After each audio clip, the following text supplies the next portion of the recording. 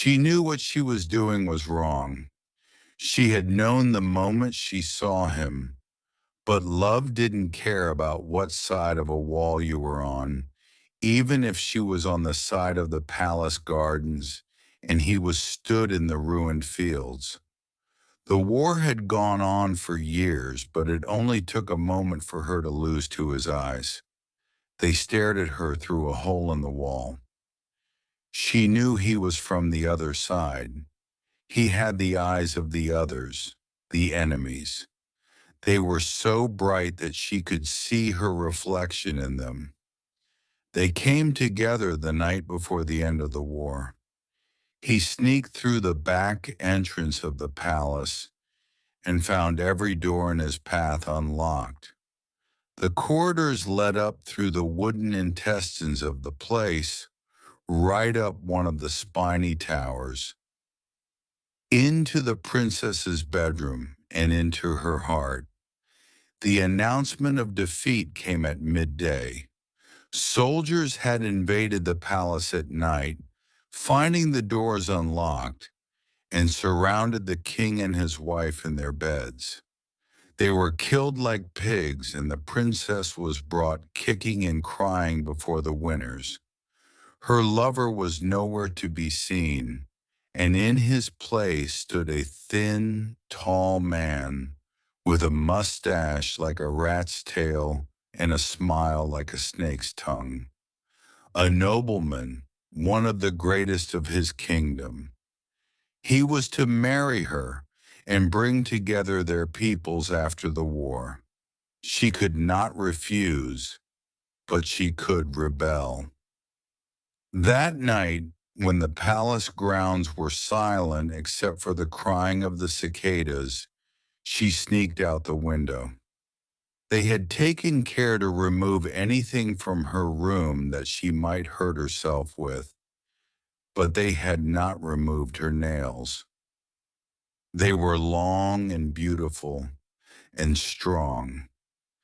She stabbed them into the wood, climbing down into the gardens. She wandered along the paths, hiding in the shadow of trees, until a warm hand pulled her into the bushes. "Your fingers are bleeding," he said, looking at her ruined nails. "It is only a bit of blood. Love is worth a bit of pain." Their second night together was twice as passionate as the first, but they were so lost in each other's eyes that they did not see the guards approaching. They were dragged into the palace, and the sleepy nobleman was brought before them, dressed in red silk pajamas. His snake-like smile had turned poisonous. "Burn them both at sunset tomorrow." The princess was locked inside her room. She cried and screamed and begged. Eventually the nobleman came in, and she fell silent. "I know you are hopeless. Your parents are both dead. I cannot forgive you for what you did, but nobody deserves to die alone. I will allow you to see one person tonight, aside from him." She thought for a moment and then said, "The old woman who lives alone, several streets from here. She is called Doc Rock and has always been like a grandmother to me." So they brought the old woman before her, who was really a witch. "Doc Rock, you must help me. Tonight they will burn me and my lover. Please use your magic so that we may live." Doc Rock agreed, and in exchange for her help, took the princess's fingernails. They were bent and broken, but the witch insisted. The next day they had built a great wooden construction in the palace gardens to burn the princess and her lover on. She was tied to it, but her lover was nowhere to be found. She heard whispers around her. It sounded like he had escaped.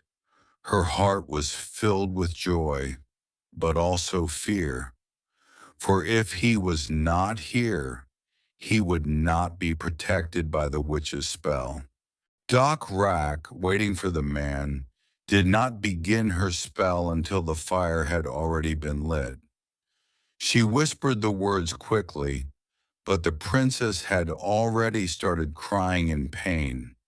Her skin turned red, and her hair curled up, and the witch spoke as fast as she could.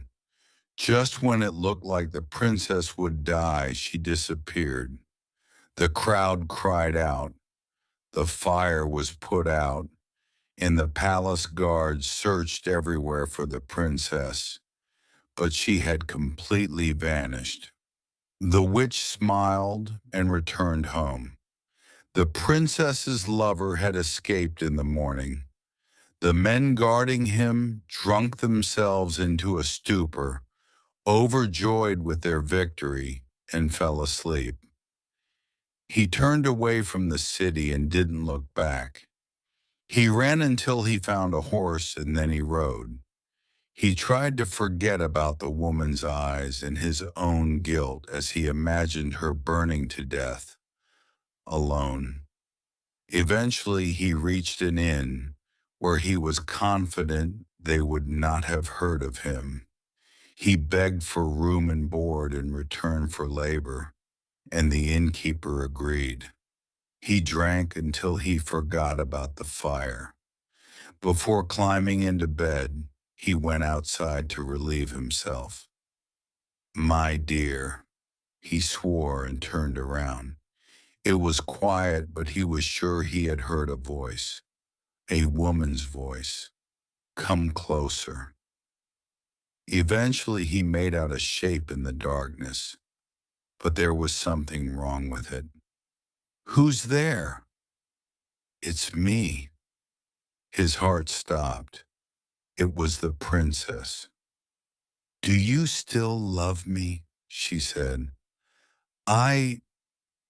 Of course. He fell forward and reached out with his hand. He still couldn't see her properly, but he held her, and she felt warm, far too warm. He pulled away his hand, and it was wet with blood. It is only a bit of blood, she said. I don't understand. How did you escape? He could see her eyes now, shining in the darkness. Behind him the innkeeper approached, carrying a torch, and slowly he began to see the princess. The man screamed and fell to the ground. He scratched at his eyes, but he could not remove the image. Before him she floated in the air. Her black hair was still long and beautiful, and her face was like a china doll. But the rest of her body was gone. Trailing from her neck was her spine, and underneath it, a beating heart. Intestines hung below, waving in the night breeze. She smiled at him. What's wrong, dear? It is only a bit of blood. Love is worth a bit of pain. The last thing he saw was those eyes, and the last thing he felt was the beating of her heart pressed against his chest. The end.